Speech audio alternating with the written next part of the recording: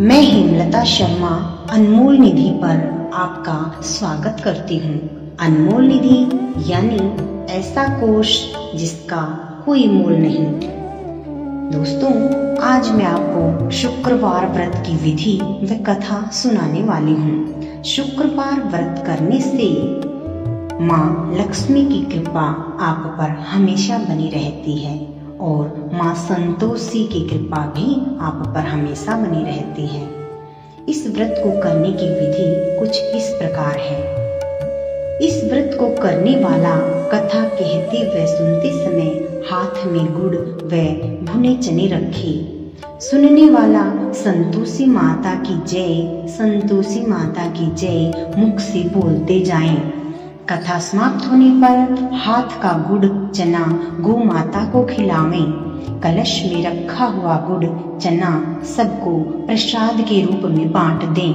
कथा से पहले कलश को जल से भर लें। उसके ऊपर गुड़ चने से भरा कटोरा रखें। कथा समाप्त होने और आरती होने के बाद कलश के जल को घर में सब जगह छिड़क देवें और बचा हुआ जल तुलसी की क्यारी में डाल देवें। व्रत के उद्यापन में 2.5 सेर, हलवा, मूंगदाल पूड़ी, खीर, चने का साग और नैवेद्य रखें।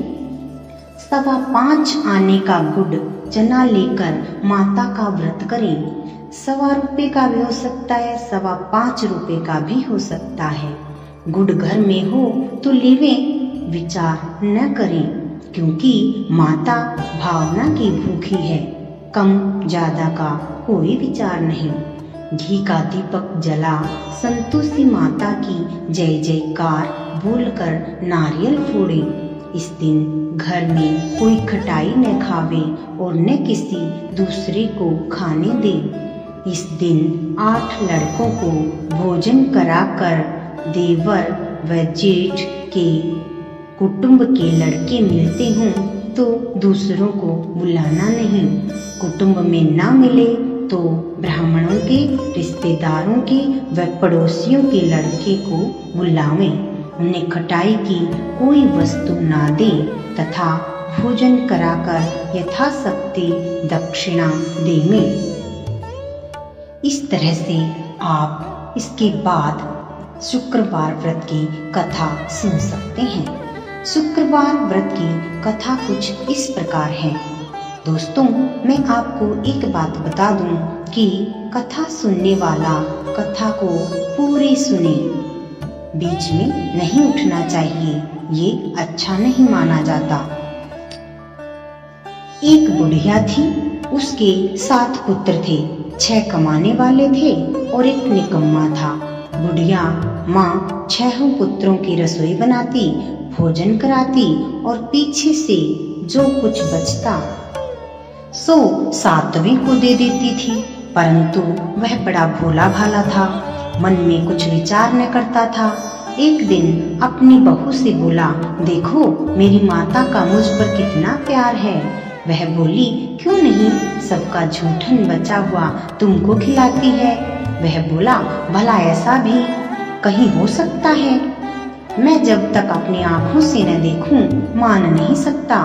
बहू ने हंसकर कहा, तुम देख लोगे तब तो मानोगे। कुछ दिन बाद बड़ा त्योहार आया।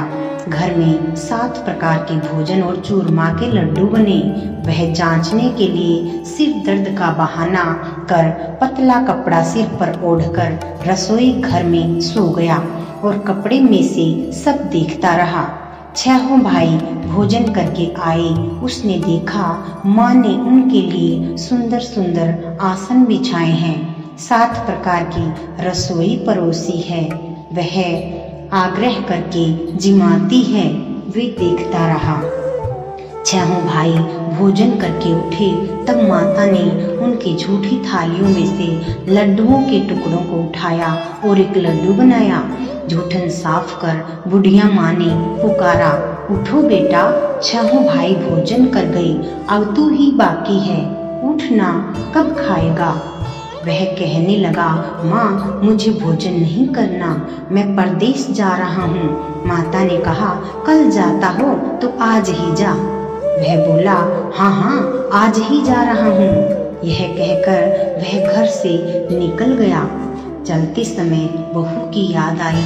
वह गौशाला में उपले थाप रही थी। वहीं जाकर उससे बोला, हम जावे परदेस को, आवेंगे कुछ काल, तुम रहियो संतोष से, धर्म आपनो पाल। वह बोली, जाओ पिया आनंद से, हमरू सोच हटाए, राम भरोसे हम रहे, ईश्वर तुम्हें सहाय। देख निशानी आपकी, देख धरूं मैं धीर, सुधी हमरी मति विसारियो, रखियो मन गंभीर। वह बोला, मेरे पास तो कुछ नहीं, यह अंगूठी है, सो ले ले और अपनी कुछ निशानी मुझे दे। वह बोली, मेरे पास क्या है, यह गोबर भरा हाथ है। यह कहकर उसकी पीठ पर गोबर के हाथ की थाप मार दी। वह चल दिया। चलते चलते दूर देश में पहुंचा। वहां एक साहूकार की दुकान थी। वहां जाकर कहने लगा, भाई मुझे नौकरी पर रख लो। साहूकार को जरूरत थी, बोला, रह जा। लड़के ने पूछा, सेठ जी तनख्वाह क्या दोगे? साहूकार ने कहा, काम देखकर दाम मिलेंगे। साहूकार की नौकरी मिली। वह सवेरे 7 बजे से रात तक नौकरी करने लगा। कुछ दिनों में दुकान का सारा लेन देन, हिसाब किताब, ग्राहकों को माल बेचना, सारा काम करने लगा। साहूकार के 7-8 नौकर थे। वे सब चक्कर खाने लगे कि यह तो बहुत होशियार बन गया है। सेठ ने भी काम देखा और 3 महीने में उसे आधो मुनाफे का साझेदार बना लिया। वह 12 वर्ष में नामी सेठ बन गया और मालिक सारा कारोबार उस पर छोड़कर बाहर चला गया। अब बहू पर क्या बीती सो सुनो। सास ससुर से दुख देने लगी। सारी गृहस्थी का काम करके उसे लकड़ी लेने जंगल में भेजते। इस बीच घर की रोटियों के आटे से जो भूसी निकलती उसकी रोटी बनाकर रख दी जाती और फूटे नारियल के खोपरे में पानी। इस तरह दिन बीतते रहे। एक दिन वह लकड़ी लेने जा रही थी कि रास्ते में बहुत सी स्त्रियां संतोषी माता का व्रत करती दिखाई दी। वह वहां खड़ी होकर कथा सुनकर बोली, बहनों, यह तुम किस देवता का व्रत करती हो और इसके करने से क्या फल मिलता है? इस व्रत के करने की क्या विधि है? यदि तुम अपने व्रत का विधान मुझे समझा कर कहोगी तो मैं तुम्हारा एहसान मानूंगी। तब उनसे एक स्त्री बोली, सुनो, यह संतोषी माता का व्रत है। इसके करने से निर्धनता, दरिद्रता का नाश होता है और लक्ष्मी आती है। मन की चिंताएं दूर होती हैं। घर में सुख होने से मन को प्रसन्नता और शांति मिलती है। निसंतान को पुत्र की प्राप्ति होती है। प्रीतम बाहर गया हो तो जल्दी आता है। कुंवारी कन्या को मनपसंद वर मिलता है। राजद्वारी में बहुत दिनों से मुकदमा चलता हो तो खत्म हो जाता है। सब तरह सुख शांति हो। घर में धन जमा हो, पैसा जायदाद का लाभ हो, रोग दूर हो जावे तथा जो कुछ मन में कामना हो वे सब इस संतोषी माता की कृपा से पूरी हो जाती हैं। इसमें संदेह नहीं। वह पूछने लगी, यह व्रत कैसे किया जावे? यह भी बताओ तो बड़ी कृपा होगी। स्त्री कहने लगी, बिना परेशानी, श्रद्धा और प्रेम से जितना बन सके सवाया लेना। 1.25 रुपये से 5.25 रुपये तथा इससे भी ज्यादा शक्ति और भक्ति अनुसार लें। हर शुक्रवार को निराहार रहे कथा कहना सुनना। इसके बीच कर्म टूटे नहीं। लगातार नियम का पालन करना।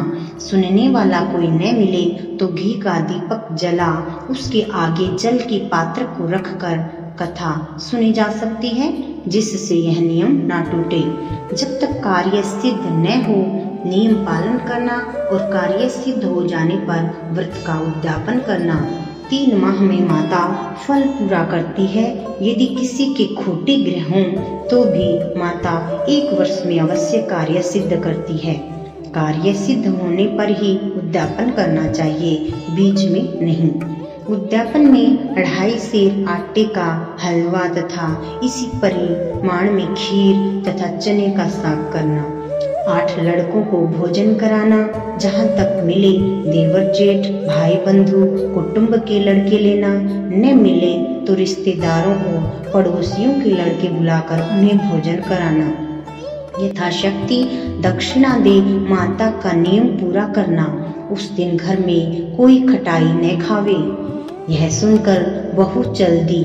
रास्ते में लकड़ी के बोझ को बेच दिया और उन पैसों से गुड़ चना ले माता के व्रत की तैयारी कर आगे चली और सामने मंदिर देख पूछने लगी, यह मंदिर किसका है? सब कहने लगे, संतोषी माता का मंदिर है। यह सुन माता के मंदिर में जा माता के चरणों में लौटने लगी। दीन होकर विनती करने लगी, माँ मैं निपट मूर्ख हूँ, व्रत के नियम कुछ नहीं जानती, मैं बहुत दुखी हूँ। हे माँ जगत जननी, मेरा दुख दूर करो, मैं तेरी शरण में हूँ। माता को दया आई। एक शुक्रवार बीता कि दूसरे शुक्रवार को ही उसका पति का पत्र आया और तीसरे को उसका भेजा हुआ पैसा भी पहुंचा। यह देख जेठानी मुंह सिकोड़ने लगी। इतने दिनों में पैसा आया, इसमें क्या बड़ाई है? लड़के ताने देने लगे। काकी के पास अब पत्र आने लगे, रुपया आने लगा। अब तो काकी की खातिर पड़ेगी, अब तो काकी बुलाने से भी नहीं बोलेगी। बेचारी सरलता से कहती, भैया पत्र आवे रुपया आवे तो हम सब के लिए अच्छा है। ऐसा कहकर आंखों में आंसू भरकर संतोषी माता की मंदिर में आ मातेश्वरी के चरणों में गिरकर रोने लगी। माँ मैंने तुमसे पैसा नहीं मांगा, मुझे पैसे से क्या काम, मुझे तो अपने सुहाग से काम है। मैं तो अपने स्वामी के दर्शन और सेवा मांगती हूँ। तब माता ने प्रसन्न होकर कहा, बेटी तेरा स्वामी आएगा। यह सुन खुशी से बावली हो घर में जा काम करने लगी। अब संतोषी माँ विचार करने लगी, इस भोली पुत्री से मैंने कह तो दिया तेरा पति आवेगा, पर आवेगा कहाँ से? वह तो स्वप्न में भी इसे याद नहीं करता। उसे याद दिलाने मुझे जाना पड़ेगा। इस तरह माता बुढ़िया के बेटे के पास जाकर स्वप्न में प्रकट हो कहने लगी, साहूकार के बेटे सोता है या जगता है? वह बोला, माता सोता भी नहीं जगता भी नहीं, बीच में ही हूँ, कहो क्या आज्ञा है? माँ कहने लगी, तेरा घर बार कुछ है या नहीं? वह बोला, मेरा सब कुछ है माता, माँ बाप भाई बहन बहू, क्या कमी है? माँ बोली, भोले पुत्र तेरी स्त्री घोर कष्ट उठा रही है, माँ बाप उसे दुख दे रहे हैं, वह तेरे लिए तरस रही है, तू उसकी सुधि ले। वह बोला, हाँ माता यह तो मुझे मालूम है, परंतु मैं जाऊं तो जाऊं कैसे? परदेश की बात है, लेन देन का कोई हिसाब नहीं, कोई जाने का रास्ता नजर नहीं आता, कैसे चला जाऊं? माँ कहने लगी, मेरी बात मान, सवेरे नहा धोकर संतोषी माता का नाम ले, घी का दीपक जला, दंडवत कर दुकान पर जा बैठना। देखते देखते तेरा लेन देन सब चुक जाएगा, जमा माल बिक जाएगा, सांझ होते होते धन का ढेर लग जाएगा। सवेरे बहुत जल्दी उठ उसने लोगों से अपने सपने की बात कही तो वे सब उसके बाद अनसुनी कर खिल्ली उड़ाने लगे। कहीं सपने भी सच होते हैं? एक बूढ़ा बोला, देख भाई मेरी बात मान, इस प्रकार सच झूठ करने के बदले देवी ने जैसा कहा है वैसा ही करने से तेरा क्या जाता है? वह बूढ़ी की बात मान स्नान कर संतोषी माँ को दंडवत कर घी का दीपक जला दुकान पर जा बैठा। थोड़ी देर में वह क्या देखता है कि देने वाले रुपया लाए, लेने वाले हिसाब लेने लगे। कोठे से भरे सामानों के खरीदार नगद दाम में सौदा करने लगे। शाम तक धन का ढेर लग गया। माता का चमत्कार देख प्रसन्न हो मन में माता का नाम ले घर ले जाने के वास्ते गहना कपड़ा खरीदने लगा और वहाँ के काम से निपट वह घर को रवाना हुआ। वहाँ बहू बेचारी जंगल में लकड़ी लेने जाती है। लौटते वक्त माँ के मंदिर पर विश्राम करती है। वह तो उसका रोजाना रुकने का स्थान था। दूर से धूल उड़ती देख वह माता से पूछती है, हे माता, यह धूल कैसे उड़ी जा रही है? माँ कहती है, हे पुत्री, आज तेरा पति आ रहा है। अब तू ऐसा कर, लकड़ियों के 3 बोझ बना ले। एक नदी किनारे रख, दूसरा मेरे मंदिर पर और तीसरा अपने सिर पर रख। तेरे पति को लकड़ी का गट्ठा देखकर मोह पैदा होगा। वह वहाँ रुकेगा, नाश्ता पानी बना खाकर माँ से मिलने जाएगा। तब तू लकड़ियों का बोझ उठाकर घर जाना और बीच चौक में गड्ढा डालकर 3 आवाजें जोर से लगाना। लो सासू जी, लकड़ियों का गट्ठा लो, भूसी की रोटी दो, नारियल के खोपरे में पानी दो। आज कौन मेहमान आया है?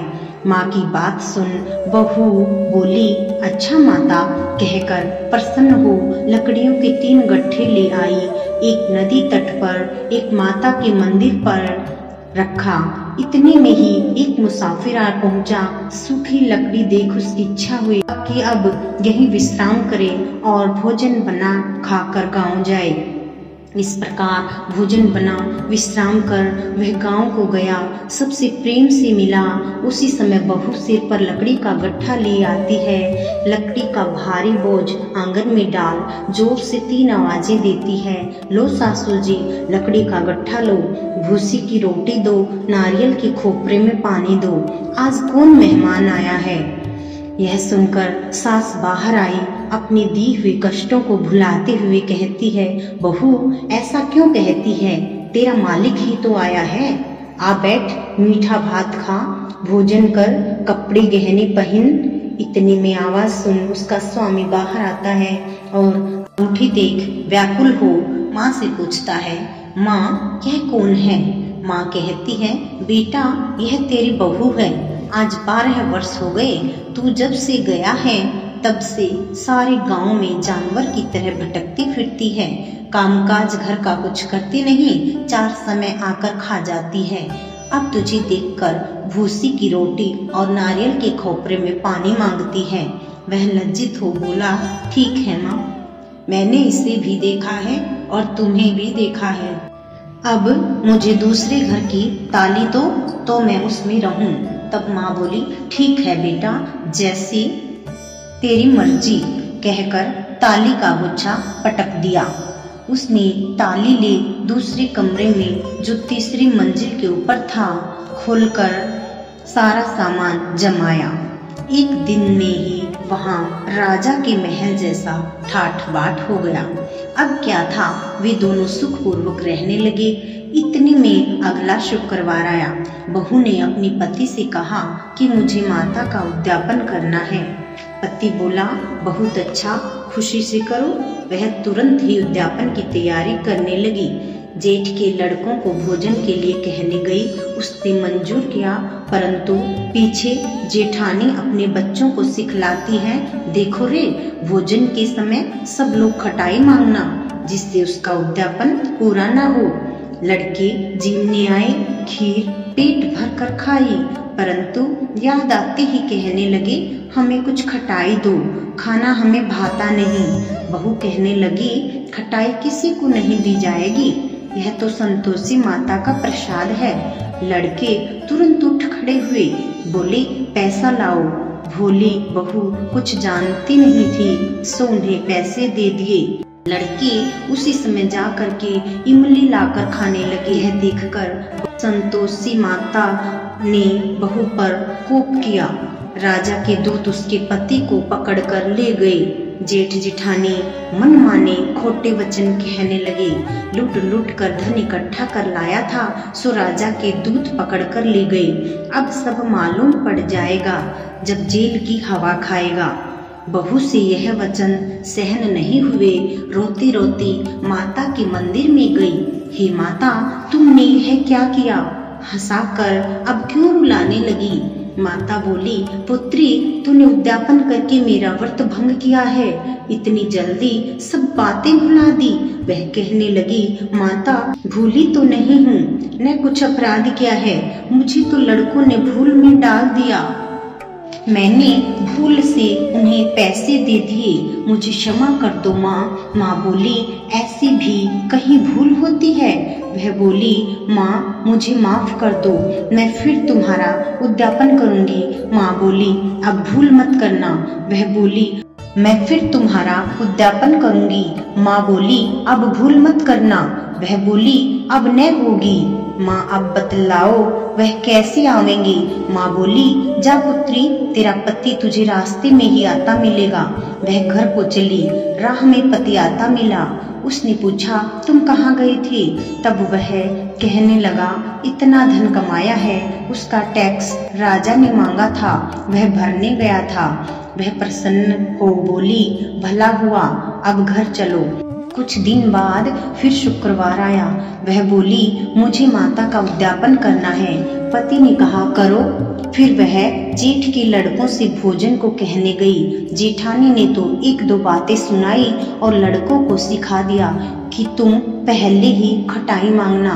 लड़के कहने लगे, हम बाकी हमें खीर नहीं खानी, जी बिगड़ता है, कुछ खटाई खाने को देना। वह बोली, खटाई खाने को तो नहीं मिलेगी, आना हो तो आओ।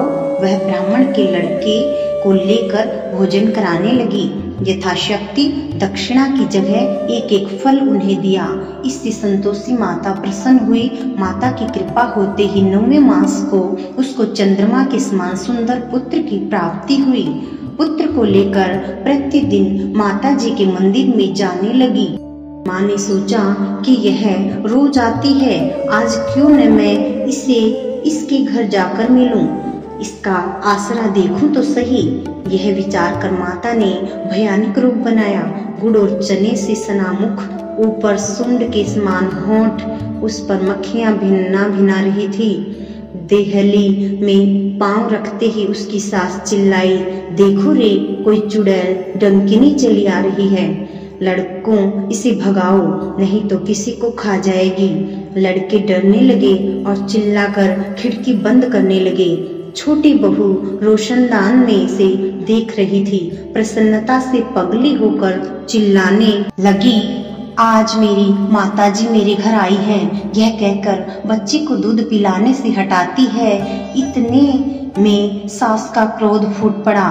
बोली, रांड, इसे देखकर कैसी उतावली हुई है जो बच्चे को पटक दिया। इतने में माँ के प्रताप से जहाँ देखो वहीं लड़के ही लड़के नजर आने लगे।